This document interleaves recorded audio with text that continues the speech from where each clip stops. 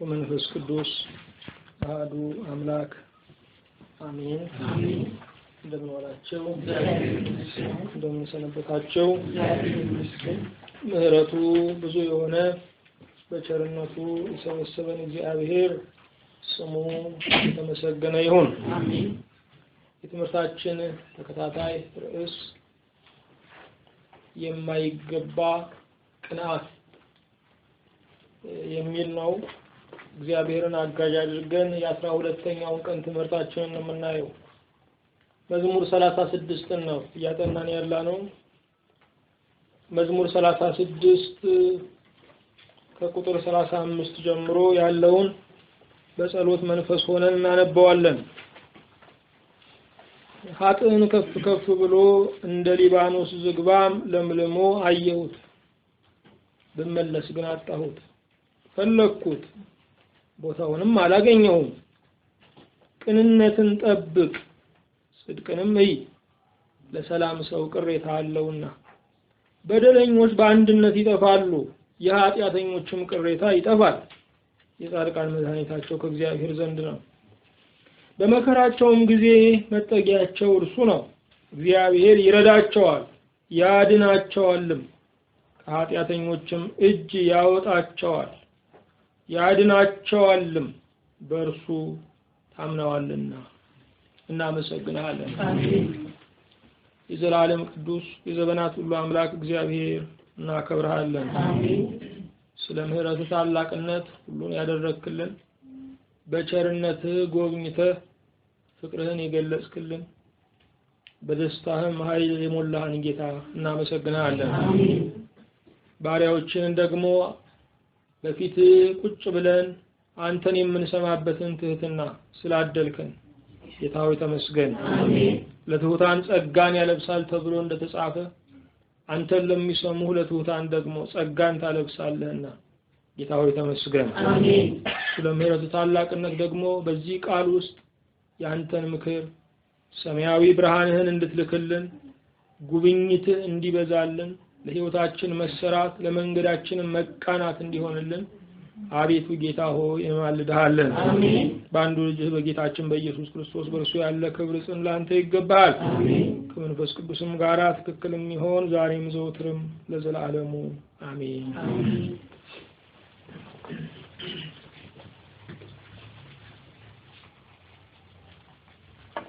ርዕሳችን የማይገባ ቅንዓት የሚል ነው። ቅንዓት ስጋዊ ቅንዓት አንዱ መነሻው እግዚአብሔር ለኛ ያለውን እቅድና ዓላማ አለመረዳት ነው።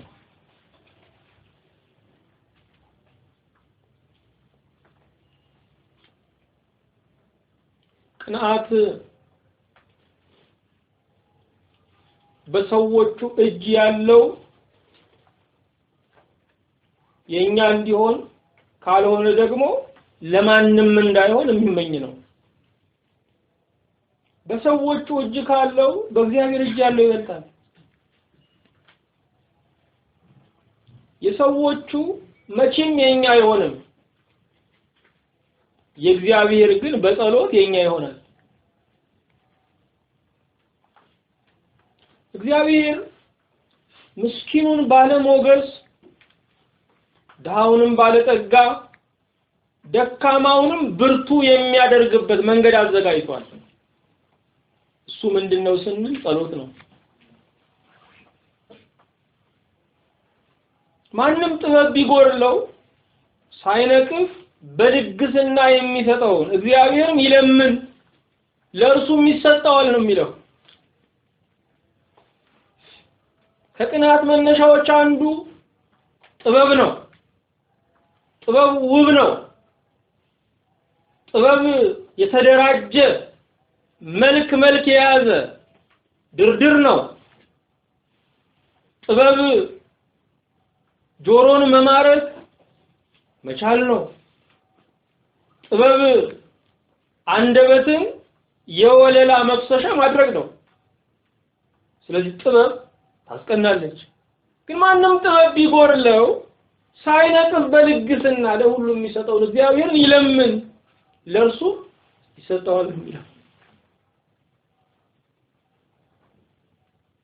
እግዚአብሔር ሁሉ ጊዜም ልጆቹን በረከት ይዞ የሚጠብቅ አምላክ ነው።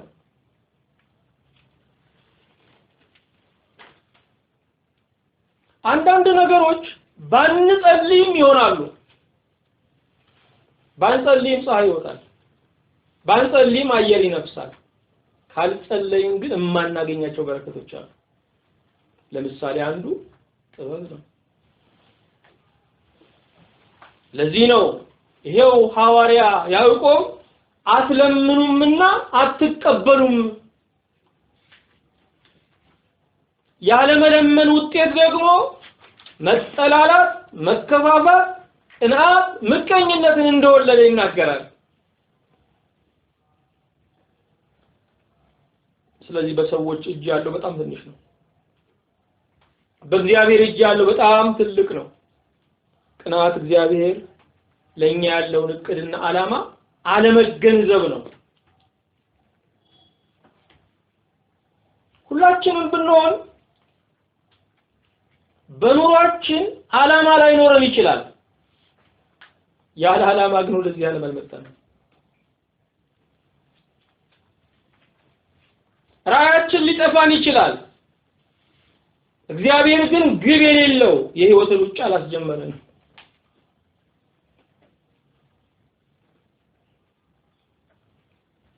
ስለዚህ እግዚአብሔር በእኔ ላይ ዓላማ ካለው የእግዚአብሔርን ዓላማ የእግዚአብሔር በረከት ይከተለዋል። መንግስታት ዓላማውን እቅዱን ስናቀርብ በጀት ይለቃሉ። እግዚአብሔር ለዓላማችን እግዚአብሔር ለእቅዳችን በረከት ይለቃል።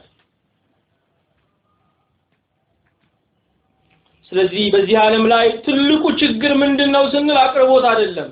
ትልቁ ችግር ዓላማ ነው። ትልቁ ችግር ራዕይ ነው። እግዚአብሔርን እጦታችን አይመልሰው፣ ራዕይ ማጣታችን ግን ይመልሰዋል።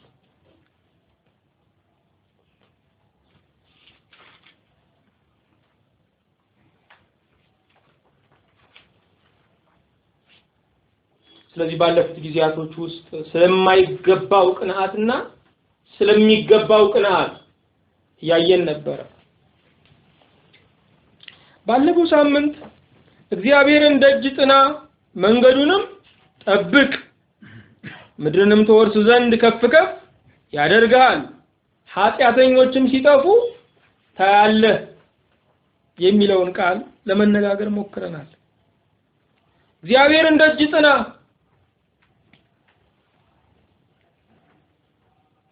ስለዚህ እግዚአብሔርን አብዝቶ መለመንን የሚያመለክት ነው። ቆይቼ እግዚአብሔርን ደጅ ጠናሁት እርሱም ዘንበል አለልኝ ይላል። ቆይቶ እግዚአብሔርን በትዕግስት እግዚአብሔርን ደጅ መጥናት መልካም ነው። እግዚአብሔር አንዳንድ ጊዜ የልመናችንን መልስ ፈጥኖ ይሰጣል። አንዳንድ ጊዜ ልመናችንን አስቀምጦ እኛን በመስራት ላይ ያተኩራል።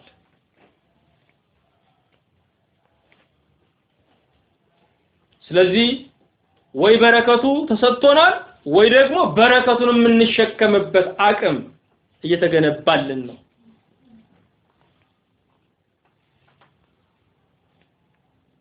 ምክንያቱም አንዳንዴ ቁመናችን በረከቱን የማይመጥን ይሆናል። ያለንበት ሁኔታ የመጣውን በረከት የሚያበዛ ሳይሆን የሚያድፋፋ ሊሆን ይችላል። ስለዚህ እግዚአብሔር ጉዳዩን ከመለወጡ በፊት እኛም በመለወጥ ላይ ያተኩራል።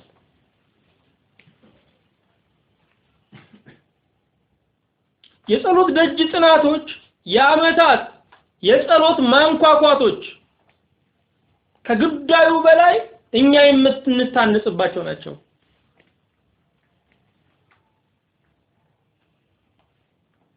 እግዚአብሔር ልመናችንን ባይመልስ እንኳን በትዕግስትኛም በመስማቱ ምስጉን ነው።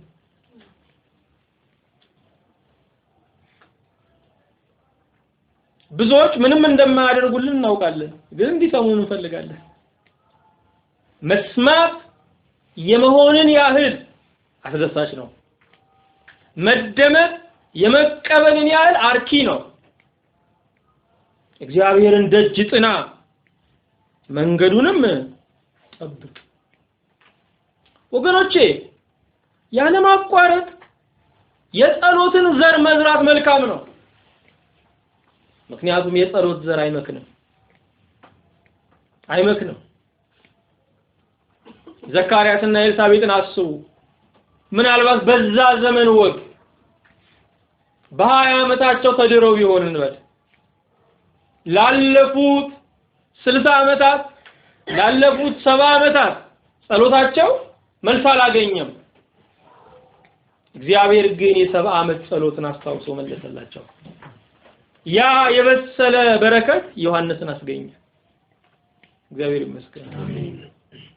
ደግሞ እግዚአብሔር የሚሰጠን ለክብሩ ነው። ስለዚህ ዮሐንስ ቢያንስ 2 ዓመት ሳይሆን ነው እነሱ በሞት ያለፉት። እግዚአብሔር እሱን በምድረ በዳ ወስዶ አሳደገው። ስለዚህ የጸሎታችን መልስም ለሱ ክብር እንጂ ለኛ ትምክህት አይደለም። እግዚአብሔር እንደሚችል በማይችሉበት ዘመን አሳያቸው። እግዚአብሔር በእርጅና መስጠት ብቻ አይደለም፣ ወላጆች በሌሉበትም ልጅን ማሳደግ እንደሚችል፣ ያውም በቤት የሚያተኩሰው ልጅ በበረሃ ማሳደግ እንደሚችል እግዚአብሔር አሳያቸው። እግዚአብሔር ይመስገን። ስለዚህ እነሱም የራሳቸው አልነበሩ፣ የተሰጣቸው የራሳቸው አልነበረም። እኛ የራሳችን ነን። ብዙ ጊዜ የሚሰጠንም ነገር የራሳችን ነው። ይሄ ህጉ ነው። የራሳችን ከሆነን ያለን ነገርም የራሳችን ነው። የእግዚአብሔር ከሆነን የምናስቀረው ነገር የለንም።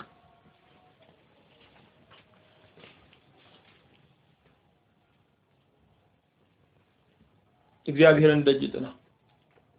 የዘመናት ርዝማኔ ለእግዚአብሔር ጸሎታችንን አያስረሳው። ምን ብለህ ነበር ልጅ አይለንም እግዚአብሔር። ጆሮዎቹ ጸሎት አያፈሱም። ጆሮዎቹ ጸሎትን አይረሱም።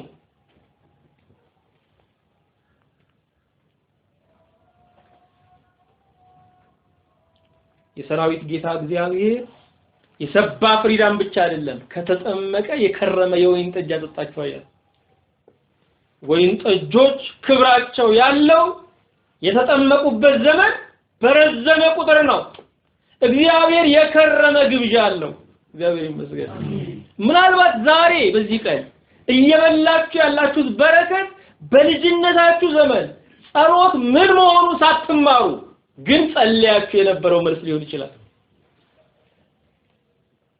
አብዛኞቻችሁ እየኖራችሁ ያላችሁት የጸሎታችሁን ያውም የረሳችሁትን ጸሎት መልስ እየበላችሁ ነው። እግዚአብሔር ያንን ማንነት ይሰማው ነበር። ያንን ልጅነት ያደምጠው ነበር። አዎ እግዚአብሔር ትልቅ ነው፣ ማንንም አይነቅም። ትንንሾች ናቸው የሚነቁ፣ ትልቅ አይነቅም። እግዚአብሔር ትልቅ ስለሆነ ማንንም አይነቅም ተብሏል። የትንሽነት ስቃይ ያለባቸው ግን ይነቃሉ። ምክንያቱም ሌላውን ካላሳነሱ እነሱ እኩል መሆን ስለማይችሉ።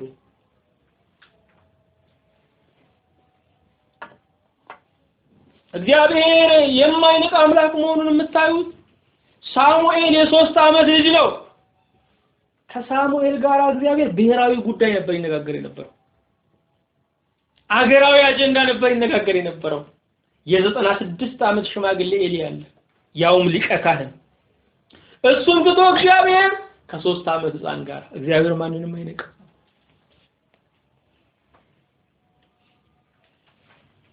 እግዚአብሔርን ትንሽነታቸው አይመልሰውም።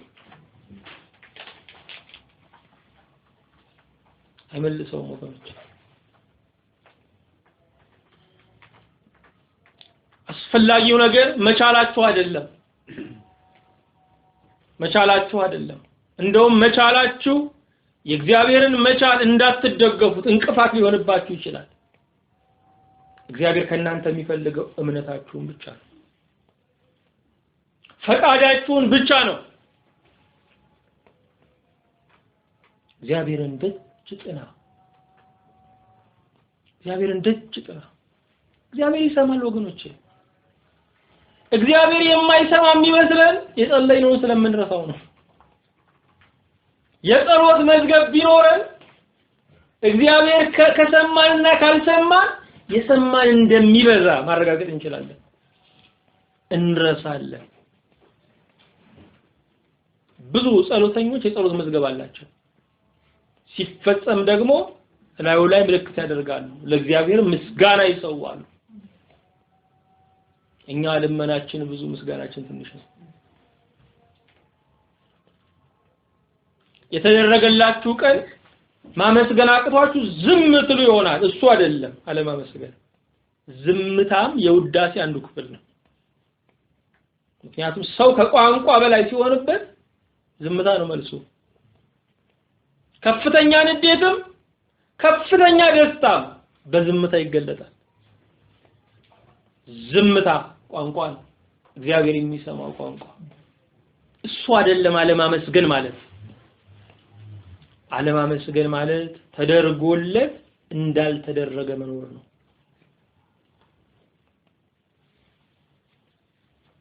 በህይወቴ ዘምርልሃለሁ የሚል ቃል አለ። ባፍ መዘመር ቀላል ነው። በህይወት መዘመር ምን ማለት ነው? እንደተደረገለት መኖር፣ የእግዚአብሔርን ክብር እንዳየ መኖር፣ እግዚአብሔር እንደጎበኘው ሰው መኖር፣ እግዚአብሔር እንደዋለለት ሰው መኖር። በህይወት እግዚአብሔርን ማመስገን እሱ ነው። እግዚአብሔርን ደጅ ጥና፣ መንገዱንም ጠብቅ። ወገኖቼ አንኳኩ ያለ አምላክ እጃችንን ለማቁሰል አይደለም ለመክፈት ነው። እሹ ብሏል። ካልፈለግን የማናገኛቸው ነገሮች አሉ ማለት ነው። እግዚአብሔር በዚህ ዓለም ላይ ያስቀመጠ ለመሻቱ ብቻ አይደለም ለመሻታችንም ነው። ለዚህ ነው በእግዚአብሔር ደስ ይበል የልብህን መሻት ይሰጣል ይላል። እግዚአብሔር ለራሱ ደስታ ብቻ አይደለም ያስቀመጠን መሻታችንንም ሊፈጽም ነው። እግዚአብሔርን ደጅ ጥና መንገዱንም ጠብቅ። ጸሎት ከመታዘዝ ጋር ሲሆን ኃይል አለው። የጸሎትን መልስ ለመቀበል ብቻ አይደለም መጽሐፍ ቅዱስን ለመረዳት እንኳን መታዘዝ ወሳኝ ነው። ካልታዘዝን የመጽሐፍ ቅዱስ ቃሎች እንኳን ትርጉማቸው አይገባንም። ለምን? ለመታዘዝ የተሰጠንን ነገር ለውቀት ብቻ ስንጠቀምበት የማይገባን ነው የሚሆነው። አሰጣጡ ለመታዘዝ ነው። ስለዚህ መጽሐፍ ቅዱስ እንኳን እንዲገባን ቁልፉ መታዘዝ ነው። ትልቁ የመጽሐፍ ቅዱስ መዝገበ ቃላት መታዘዝ ነው። እግዚአብሔርን ደጅ ጥና መንገዱንም ጠብቅ፣ ምድርንም ትወርስ ዘንድ ከፍ ከፍ ያደርጋል። እግዚአብሔር ይመስገን። ባለፈው ጊዜ አይተነዋል። ኃጢአተኞችም ሲጠፉ ታያለ። ኃጢአተኞችም ሲጠፉ ታያለ። ኃጢአተኞችን ከጥፋት የሚጠብቃቸው ነገር ምንድነው ስንል መመለሳቸው ነው። አዳምና ሔዋን በመጥፋት አይደለም የተጠናቀቁት፣ ምክንያቱም ተጸጽተዋል። ቃየል ግን በመጥፋት ነው ታሪኩ የተደመደመው። የኖህ ዘመንን መከራ ስናየው የቃየልን ዘሮች ከምድር ላይ ለመደምሰስ የመጣ ነው።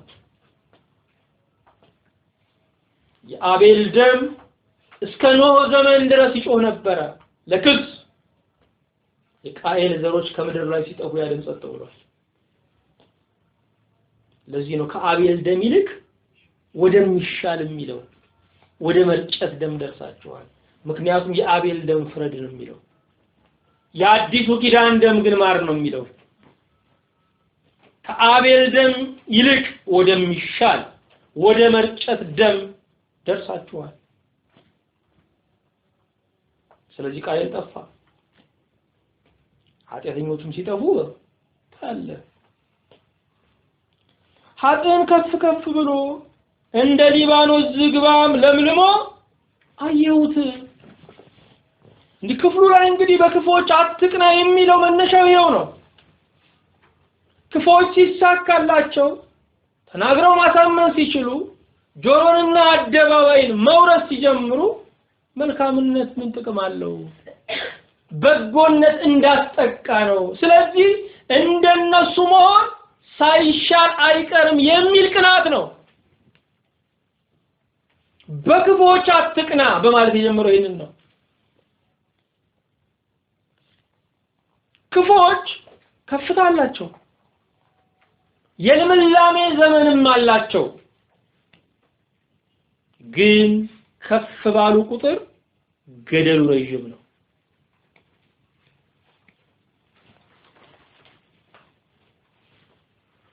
ለመድረቅ የሚለመልሙ አሉ፣ ለመውረድ የሚወጡ አሉ፣ ለመደየት የሚበለጽጉ አሉ። መዘባበቻ ማስተማሪያ እንዲሆኑ የክፎች ከፍታ ይሆኑ። አጥን ከፍ ከፍ ብሎ እንደ ሊባኖስ ዝግባም ለምልሞ አየሁት። ከላይ ጻድቁ ይጣላል ግን አይጠፋም። እነኚህ ይጣላሉ ግን አይነሱም።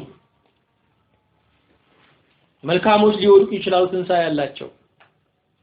በራሳቸው የበረቱ በክፋታቸው የተመኩ ግን ይወድቃሉ፣ ትንሣኤ ያላቸው።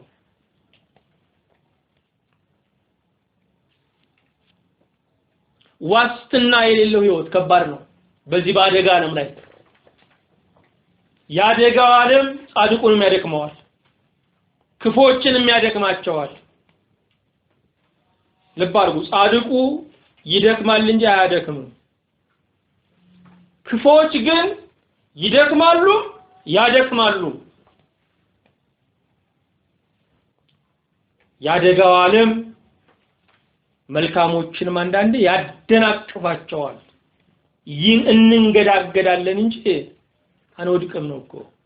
እንፍገመገማለን እንጂ አንጣልም። አንዳንዴ ተስፋ ሊላላ ይችላል፣ ግን ፈጽሞ ተስፋ አንቆርጥም። እግዚአብሔር ይመስገን። አንዳንዴ በጣም ውስጣችን የሚሞገትበት ጊዜ አለ። እምነታችን እንደ ገጠር መብራት ጭል ጭል የምትልበት ጊዜዎች አሉ። ያንን በርግጥ አላያችሁ ከሆነ አልኖራችሁም ማለት ነው። ምክንያቱም ይሄም የኑሮ ክፍል ነው። አንዳንድ ጉዳዮች፣ አንዳንድ ዝለቶች ከህይወት ጋር የምንተዋወቅባቸው እንጂ ክስረቶች አይደሉም። አደጋዎችም አይደሉም፣ ድንቆችም አይደሉም። ሰው እስከዚህ ድረስ እንደሚደክመው ተረድተን ለደከሙት እንድናዝን አንዳንዴ በዛ ውስጥ እናልፋለን። ግን ኃጥአን በራሳቸው ይበረታሉ፣ የወደቁ ቀን ትንሣኤ የላቸው። ጻድቅ ግን 7 ጊዜ ይወድቃል ነው የሚለው፣ 7 ጊዜ ይነሳል። ላንሹ አይገደውም። አይገደው።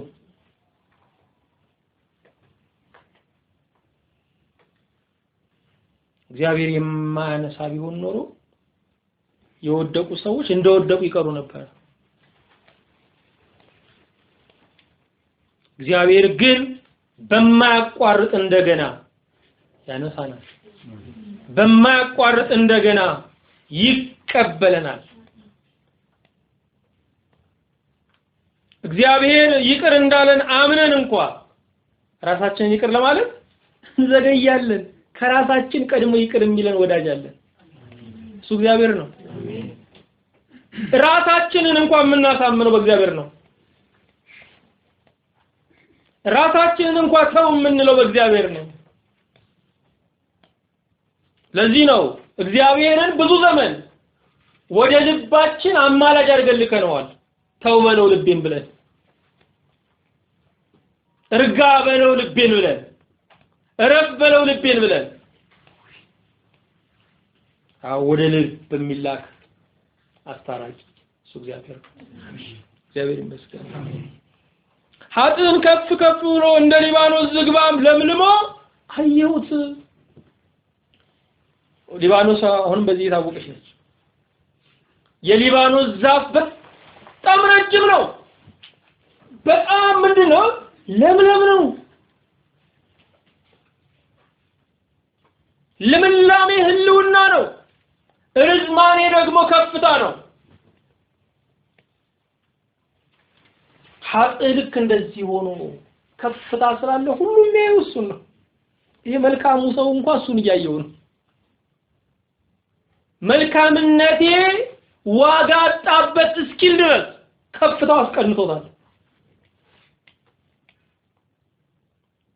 ለምላሜውም ደግሞ የሚጠወልቅ አይመስልም።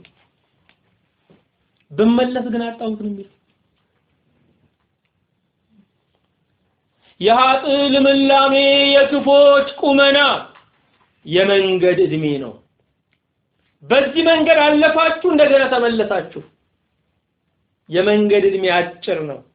በዛች በአጭር ሰዓት ውስጥ ያ ከፍታ ተሰወረ፣ ያ ልምላሜ አከተመ። ደርቆ ነው? ተሰብሮ ነው? ተሰብሮ ከሆነ ወድቋል። ደርቆም ከሆነ አሮ ይታያል። ፈለኩት ቦታውንም አላገኘሁም። አድራሻው እንኳን አልተገኘም። ለካ ነበረ መባልም እግዚአብሔር ሲያድል ነው። ወገኖቼ የነበረ አድራሻም ይጠፋል። የብዙ ነገስታትን ይሄንን ያየነው መቃብራቸው እንኳን የት እንደሆነ አልታወቀም። በጣም ከፍ ያሉ ዓለምን ያንቀጠቀጡ ሰዎች የት ቦታ ተቀበሩ ተብሎ እንኳን ይፈልጉ። አንድ ዘሃ የማያጣውን 3 ክንድ ከስንዝር መሬት አላገኙም። በመለስ ግን አጣውት ቦታውን አላገኙትም ነው የሚለው። ስለዚህ የቀናው ይሄ እግዚአብሔር ሰው የእግዚአብሔርን ሰው ሳይቀር የማረከ ውበት እንደዚህ መጠቃለሉ አይገርማችሁ? ኤልያብን ታስታውሳላችሁ? የዳዊት ልጅ የመጀመሪያ ልጅ ከዳዊት ልጆች እንደሚቀባ ነው ሳሙኤል የሚያውቀው። ማንኛው እንደሚቀባ ግን አያውቅም። ወገኖቼ እንደዚህ እኮ ነው ስናገለግልም እንደምንቀባ ነው የምናውቀው። ማንኛው እንደሚቀባ አናውቅም። ማንኛው እንደሚነካ አናውቅም። የሚያውቀው እግዚአብሔር ነው። ብዙ ተመጋቢ ነው ያለው፣ የጠገበውን የሚቆጥር እግዚአብሔር ብቻ ነው። በትክክል የበላውን የሚቆጥር እግዚአብሔር ብቻ ነው። ምናልባት ነቃ ያለ፣ ምናልባት ንግግር የሚችል፣ ምናልባት ቁመናው ያማረ እሱ ነው ልንል እንችላለን። እግዚአብሔር ግን ለኔ አትመርጡልኝም ነው የሚለው። ሚዛኑ እንደኛ አይደለም። ጌታ በእኛ አይን ሊያይበት ይችላል፣ ግን አይመርጥበትም።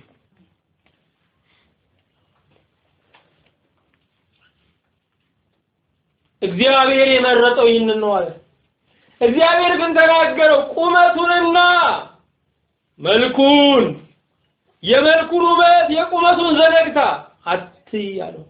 ሰው እንዲያይ እግዚአብሔር አያየው። ልቡን አየሁት ናኩት አለ እግዚአብሔር።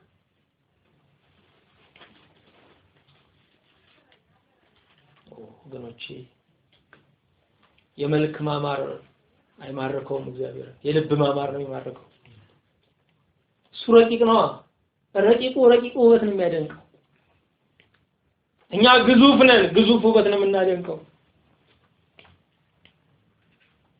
ያ የተናቀ፣ ያ በደጅ ከብት የሚጠብቅ፣ ያ ምስኪን ዳዊት እሱ ግን ተቀባ። ቅባቱ የሚፈልገው እሱን ነበረ።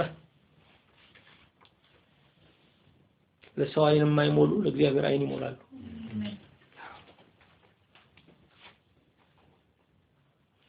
በመለስ ግን አጣሁት። ፈለኩት ቦታውንም አላገኘውም። እዚህ አካባቢ ያልነበረ አልኩኝ ግን አላገኘውም። ስለዚህ ጉዳዩ ሞት አይደለም ሞትም መቃብር አለው ሐውልት አለው እንደውም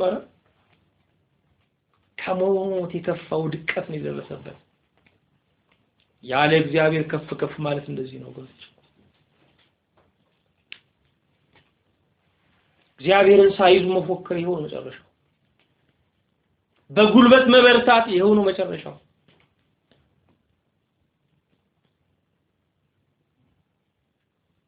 እግዚአብሔር ይመስገን አሜን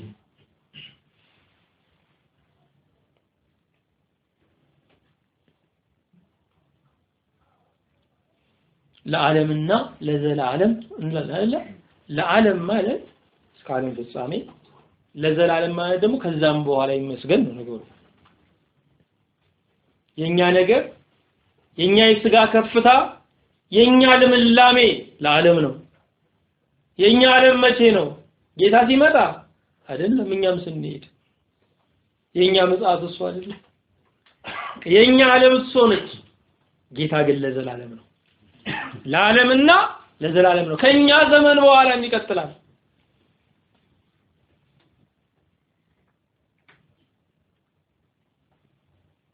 ቅንነትን ጠብቅ ጽድቅንም እይ ለሰላም ሰው ቅሬታ አለውና ጠብቅና እይ የሚሉ መመሪያዎች ናቸው የመጀመሪያው ቅንነት ነው ቅንነት ምንድነው ቀናነት በጎውን ማሰብ ቀጥ ብሎ መጓዝ የጌታን አውራ ጎዳና መምረጥ ቅንነት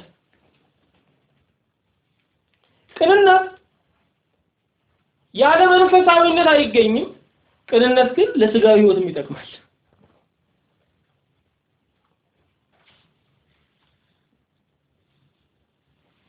ስልጣን ሁሉ የእግዚአብሔር መሆኑን ስንረዳ መጀመሪያ የምንጨብጠው ቅንነትን ነው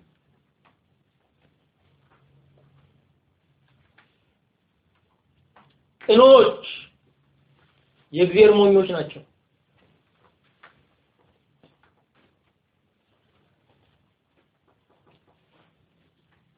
ቅኖች ቅን የሆነው ነገር ሁሉ ይገባቸዋል የማይገባቸው ያኛው ነው ምክንያቱም ተፈጥሯቸው አይደለማ መልካሙንና ክፉን ከሚያስተዋውቀው ዛፍ አትብላ የአዳም ተፈጥሮ መልካምን ብቻ ማወቅ ነው ክፉ ማወቅ የተጨመረለት በውድቀቱ ነው ስለዚህ ውድቀት ያመጣው የክፋትን ምንድነው ዕውቀት ነው ቅኖች እግዚአብሔር የፈጠረው አዲሱ ሰው ናቸው ለዚህ መጽሐፉ አዲሱ ሰው የሚል ቃል እናነባለን ብዙ ጊዜ አይደለ ጌታ ኢየሱስ ክርስቶስ ወደዚህ ዓለም የመጣው አዲሱን ሰው እንደገና ሊፈጥር ነው ምን ማለት ነው ከበደል በፊት የነበረውን ያ የእግዚአብሔር ጣት ያበጀውን የመጀመሪያው ሰው የእግዚአብሔር እቅድ ያልባከነበት ያ ሰውዬ እሱን ጌታ አዲስ ዓላማ ይዞ አልመጣ ስንፈጠር የነበረውን ዓላማ በእኛ ላይ ተግባራዊ ለማድረግ ነው የመጣው ስለዚህ ያ ሰው አዲስ ሰው ነው የሚታደስ ሰው ነው በደል ግን ምን አመጣበት አሮጌነት ወይም እርጅናን አመጣበት ቅንነትን ጠብቅ ጽድቅንም እይ ቅንነት ጤንነት ነው ቅንነት ሰላም ነው ቅንነት በእግዚአብሔር ጥበቃ ተማምኖ ማደር ነው ቅንነትን ጠብቅ ጽድቅንም ጽድቅንም በጎነትን ምንድነው ትርፏ በዘመናት ሁሉ የመረጧት ምን አገኙ በል ጽድቅ ነኝ ለሰላም ሰው ምን አለውና ቅሬታ አለውና አያችሁ ጨርሶ አይማጠጥም ትራፊ አለው ጨርሶ አይማጠጥም ጨርሶ የመክሰር ነገር የለውም ያቺ እርሾ ደግሞ እንደገና ትበዛለች ቅሬታ አለውና ጽድቅን የመረጡ ሰዎች ፈጽመው አልተደመሰሱም። ቅሬታ አላቸው። በደለኞች በአንድነት ይጠፋሉ፣ የኃጢአተኞች ቅሬታ ይጠፋል። አው በደለኞች በደል በራሱ ህብረት ይፈልጋል። በነገራችን ላይ ጽድቅም ሆነ ኃጢአት ሁልጊዜም ህብረት ይፈልጋል። እንደውም ጽድቅ ብዙ ጊዜ ብቻ መሰራት ትችላለች። ኃጢአት ግን ሁልጊዜ ምን ይፈልጋል? ህብረት ይፈልጋል። ስለዚህ በደለኞች በአንድነት ይጠፋሉ። የኃጢአተኞች ቅሬታ ይጠፋል። ለወሬ ነጋሪ አይተርፍም ማለት እኮ ነው። የጻድቃን መድኃኒታቸው ከእግዚአብሔር ዘንድ ጻድቃን መድኃኒታቸው ከእግዚአብሔር ዘንድ መፍትያቸው ከእግዚአብሔር ዘንድ ከሆነ ለሞት የሚያደርስ ነገር እንኳን ሊመጣባቸው ይችላል። እግዚአብሔር ግን ይታደጋቸዋል። ምክንያቱም መድኃኒት የሚያስፈልገው ሁልጊዜም ጎጂ ባለበት ነው። ህልውናን የሚፈታተን ነገር ባለበት ነው። ጻድቅነት ያለ መሞት ዋስትና እንጂ ያለ መነካት ዋስትና አይደለም። እንነካለን፣ እንገፋለን።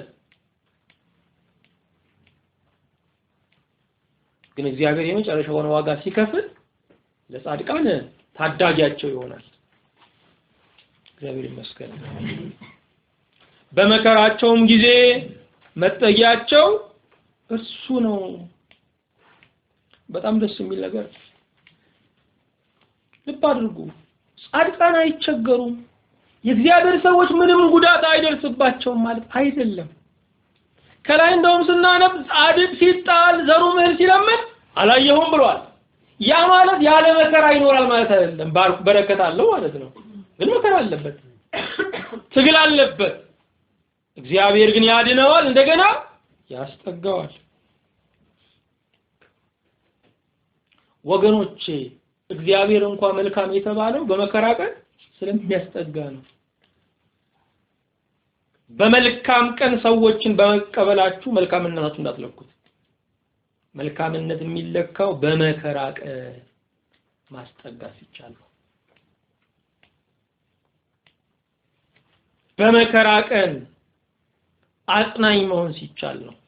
እግዚአብሔር እንኳን መልካም ነው የተባለው በመከራ ቀን ነው። እግዚአብሔር መልካም ነው በመከራ ቀን መሸሸጊያ ነው ተብሏል። ስለዚህ ወገኖች ክፉ ቀን እንዳይፈትነን ሁሉ ጊዜ ጠንቃቃ መሆን አለብን። ለምን ነው ጠንቃቃ መሆን ያለብን? የመዝራትና የማጨድ ህግ በአለም ላይ የሚከናወነው የመልካሙም የክፉም ክፍያ በስጋ የሚዘራ በስጋ ነው የሚታጨደው። ስለዚህ ለሰዎች በስጋቸው ያደረግነውን ሁሉ በስጋ ዓለም እንከፈላለን። ያደረግንባቸውንም እንደዛው በስጋ ዓለም ነው የሚከፈለው። የመዝራትና የማጨድ ህግ መሬት ላይ ነው፣ ምድር ላይ ነው። ስለዚህ በመከራችን ቀን መጠጊያ እንዳናጣ በመከራቸው ቀን መጠጊያ መሆን ይገባል። ራሳችንን መገሰጽ አለብን። ባህሪያችን ሁሉ ጊዜ በክፉ ቀን የመክፋት ባህሪ ያለው። በክፉ ቀን ተጠንቅቆ አይጓዝም ነበር፣ ተጠንቅቆ አትኖርም ነበር ይላል። ስለዚህ በመከራ ቀን መጠጊያ መሆን እንጂ በመከራ ቀን ተንታኝ መሆን የለብንም። ያን ጊዜ እግዚአብሔር ያስጠጋናል። በመከራቸውም ጊዜ መጠጊያቸው እርሱ ነው። እግዚአብሔር ይረዳቸዋል ያድናቸዋልም። እግዚአብሔር እርዳታ የቀረሽ የሚባል አይደለም። እግዚአብሔር የሚረዳው የፈጠረውን ማንነት ሁሉ ነው። ስጋንም ነፍስንም መንፈስንም። ቀይ መስቀልም ይረዳል፣ ቀይ ጨረቃም ይረዳል። ስጋን ሊረዳ ይችላል፣ ህሊናን ግን ሊጠግን አይችልም። ለተሰበረው መንፈስ ማንሰራራትን ማምጣት አይችልም። እግዚአብሔር ግን ሁለንተናን እርዳታ የሚያስፈልገውን ክፍል ሁሉ ይረዳል። ስለዚህ እግዚአብሔር ይረዳል ማለት ቀላል ቋንቋ እንዳይመስል ነው ወገኖች። የኔን እርዳታ በእጅህ አርግልኝ ማለት ቀላል እንዳይመስላችሁ ወገኖች።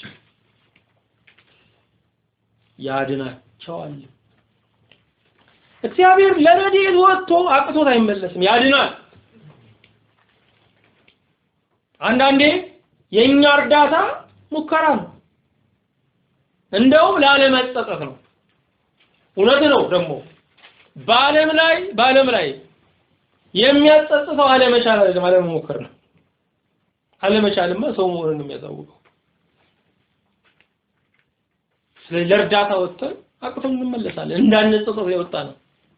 እግዚአብሔር እንዳይጸጸት አይደለም የሚወጣው፣ ለመፈጸም ነው የሚወጣው። እግዚአብሔር በተሰማራበት ሁሉ ድል አለ። ድል ጉዝጓዙ ነው ጌታ። ድል ቀጠማው ነው ጌታ። ድል ዘንባባው ነው ጌታ። እርሱ በተሰማራበት ሁሉ ድል አለ። እንደ እግዚአብሔር ድልን ገጸ በረከት አድርጎ የሚሰጥ ማንም የለም። የተጠናቀቀ ጦርነትን መደምደሚያውን የሚያስጨብጥ ማንም የለም እንደ እግዚአብሔር። እግዚአብሔር ይመስገን። እግዚአብሔር ከተዋጋላችሁ ለእናንተ የሚተው ትንሽ ኮሽታ የለም፣ ጨርሶ ነው የሚዋጋው።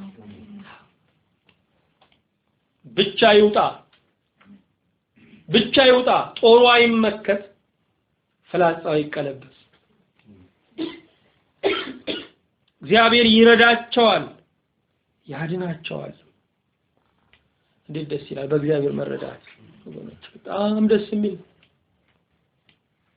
እግዚአብሔር የረዳን ሰዎች ነን። የእግዚአብሔር እርዳታ በህይወታችን ውስጥ ብዙም የማያስጨንቀን ምቾት አለ። የእግዚአብሔር እርዳታ ምቾት አለ፣ ልብን ይደግፋል። ሆነ አንዳንዴ ምክንያት ሁሉ እናጣለታለን። ኢየሱስ ይሁን እንደዚህ ነው።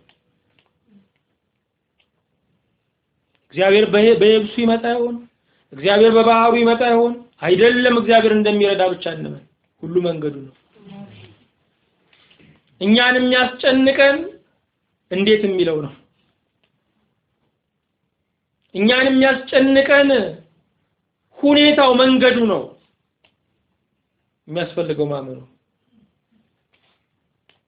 አፈጻጸሙ የኛ ጉዳይ አይደለም።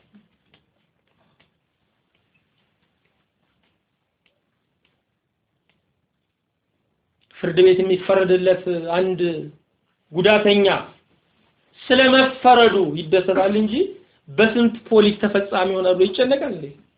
አይጨነቅም። አፈጻጸሙ አያስጨንቅም። ዋናው ፍርዱ ነው። ፍርድ ምንድነው? ቃል ይዞ መውጣት እኮ ነው። ቃል ይዘን የምንወጣው እሱ ነው አቅማችን። ንጉሳዊ ቃል ይዞ መውጣት እንጂ በዳኛ እጅ እኮ እስክሪብቶ ነው ያለው። አፉ ላይ እኮ ነው ያለው አቅም። ግን በአቅም ማን ይበልጣል? አጠገቡ የቆሙ ፖሊስ ይበልጣል ከዳኛው። ባላቅሙን ትቶ ባለስልጣኑን ነው የሚያየው። ግን ያ ተበዳይ መሳሪያ ያዘውን አይደለም የሚያየው። ስልጣን ኃይልን ይገዛል። እግዚአብሔር ባለስልጣን ነው። እግዚአብሔር ይረዳቸዋል፣ ያድናቸዋልም፣ ከኃጢአተኞችም እጅ ያወጣቸዋል። ቀላል እንዳይመስላችሁ ከኃጢአተኞች እጅ ማውጣት አንድን እስር ቤት መስበር ማለት ነው።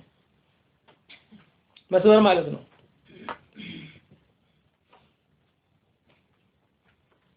የጠባቂው ህልውና የተመሰረተው በእስረኞቹ ላይ ነው። ስለዚህ አለመውጣታቸው እንጀራው ነው፣ መውጣታቸው ክስረቱ ነው። ለህልውናው ሲል የሚታገለው ጌታ ግን ያወጣቸዋል። በአስጨናቂዎች በዚህ ሰዓት የተያዙ ሰዎች አሉ። በክፉዎች የተያዙ ሰው ሊሸጡ የተያዙ አሉ። የሰውነት ክፍላቸው ሊሰረቅ የተያዙ አሉ። ወገኖች ሌብነት ያው ሰልጥኗል መቼም ከኪስ አልፎ ወደ ቆዳ ውስጥ መግባት ጀምሯል። ሌብነት የተማረ ሆኗል። ጌታ ግን ያወጣቸዋል። ሩቅ ግዛቶች አይርቁትም። ሩቁና ቅርቡ ለእርሱ ያው ነው። እዚህና እዚያ ለእሱ ያው ነው። እዚህ ሲገኝ እዛ ታጥቶ አይደለም። እዚህ ጸሎታችንን ሲሰማ ጉዳያችን ባለበት ስፍራ ደግሞ ክብሩ አለ፣ ህልውናው አለ። ባለመታጠት ለሁሉ ይገኛል። ያወጣቸዋል። እግዚአብሔር እስር ቤትን ይሰብራል ወገኖች፣ ይሰብራል። ብዙዎች እስር ቤታቸው ተሰብሮላቸው እኔ ከዚህ በኋላ ከሰው ጋር ተቀላቅዬ መኖር የምችል አይደለሁም ያሉ፣ ካልጋ መነሳት የምችል አይደለሁም ያሉ፣ በራሳቸው ፍጹም ተስፋ ቆርጠው የነበሩ ሰዎች በስነ ልቡና ጉዳት ሰዎች ባወጁባቸው ነገር በበሽታ በድቀት በተደጋጋሚ ጉዳቶች እግዚአብሔር ግን ሰብሮ ያወጣል። እስር ቤት ብዙ አይነት ነው። አይነቱን ጌታ አስጨንቀውም ግን ያወጣል። ያድናቸዋልም በእርሱ ታምነዋልና። አንዳንድ ሰው ወጥቷል ግን አልዳነም። ስለዚህ ይታመማል። አሁን